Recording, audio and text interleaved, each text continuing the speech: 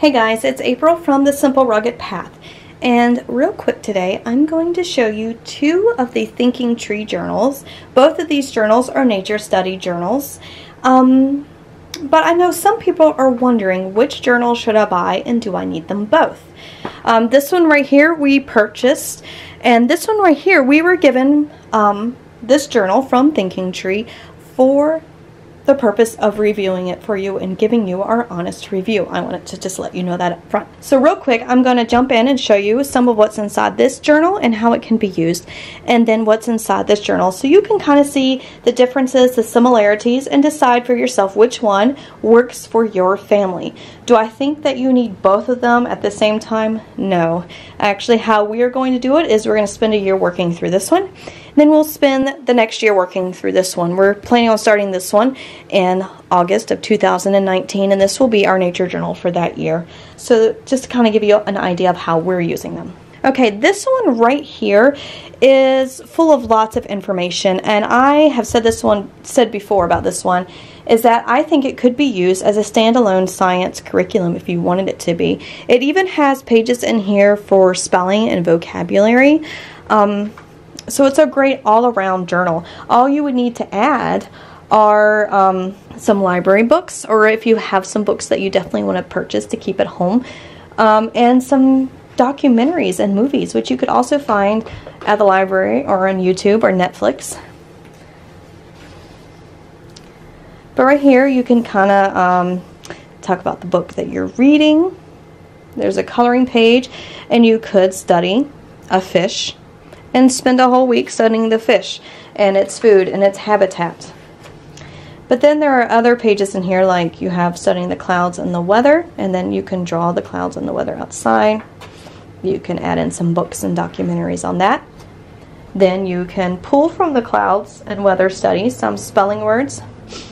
But right here, you could do that yourself, or right here it gives you a prompt to look in your nature books for 5 words that have some of the same letters as this plant or animal. So up here you can choose a plant or animal and do that. And then over here, if you wanted to, it says changing with the seasons, and so you can add in this blank what you want them to draw, and then each season they can study it and see how it changes. You have researching an insect, taking photos. You have some poetry study here, finding things in your backyard for a craft, studying plants of the world. You have some art.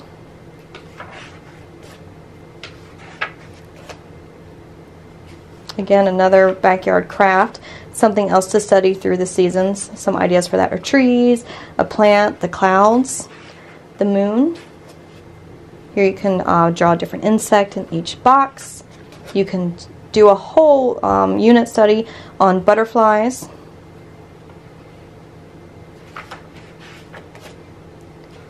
So you can see this journal has several repeating pages. All the poems are different, but there's the craft page again. So it's pretty flexible to use how you want it. Here you can write about a movie you watched, some vocabulary words you can assign your child with your nature study, more photography, more drawing and coloring and reading time, drawing things that you see outside. Here they can draw a map of their yard.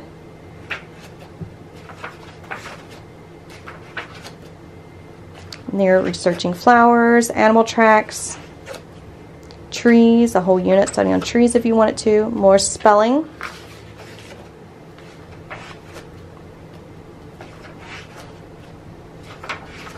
So this book you can work from beginning to end. You can pull out pages or sections that kind of pertain to your area, the season you're in when you're using this book, the age of your children, their interests.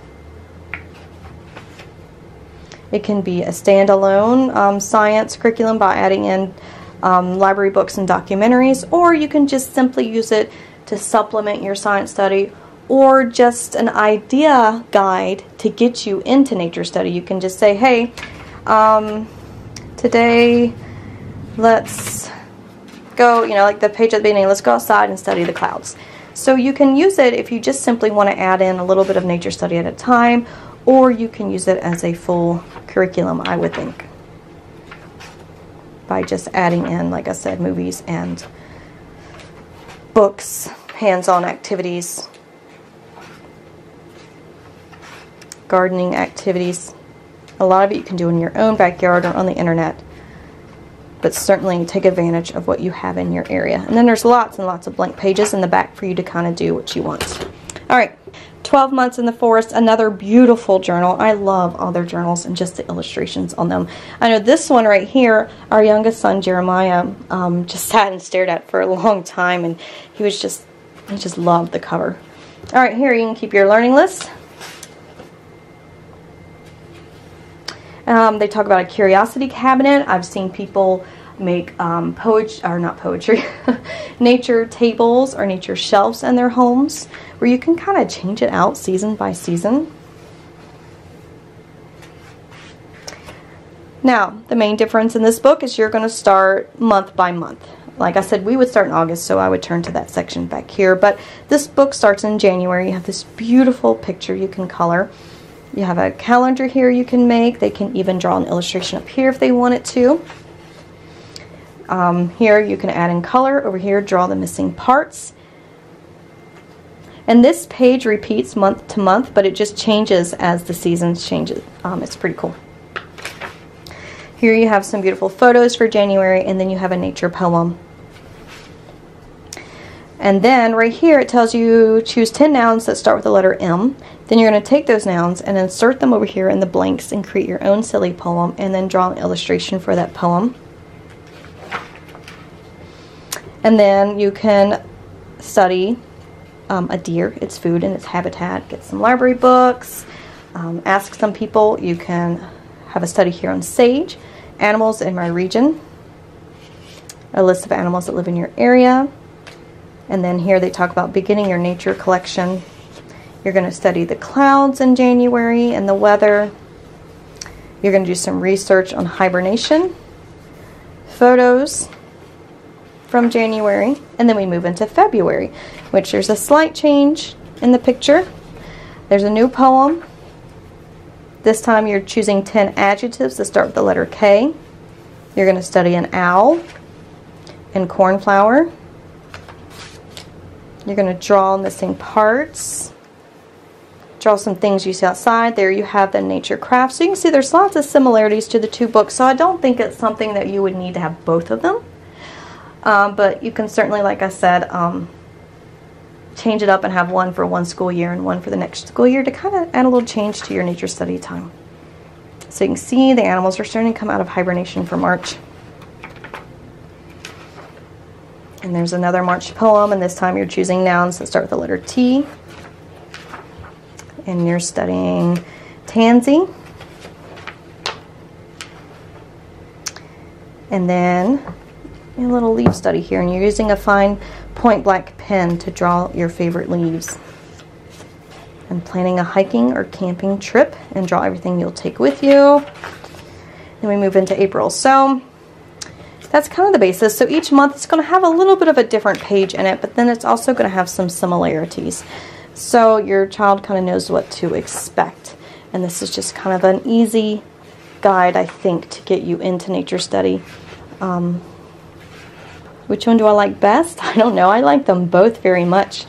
I think this one works well as just a basic nature study book, month by month, especially those who want to do nature study, but they feel like they don't have time, they've never added it in before. This one just kind of guides you month by month and just gives you some basic activities to do each month. Like, okay, so June, you have these 2 pages.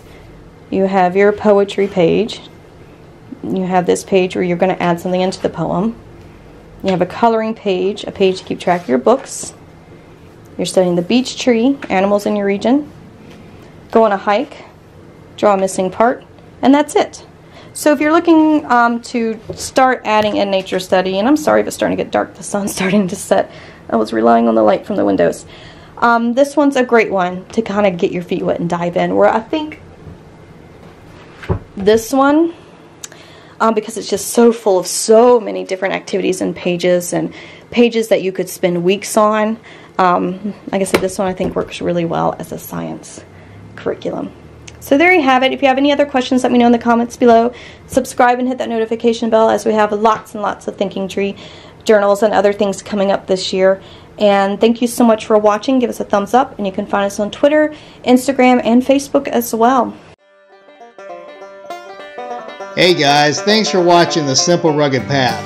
And JJ says, don't forget to subscribe. Hit the little bell icon so you'll be notified when we release new videos.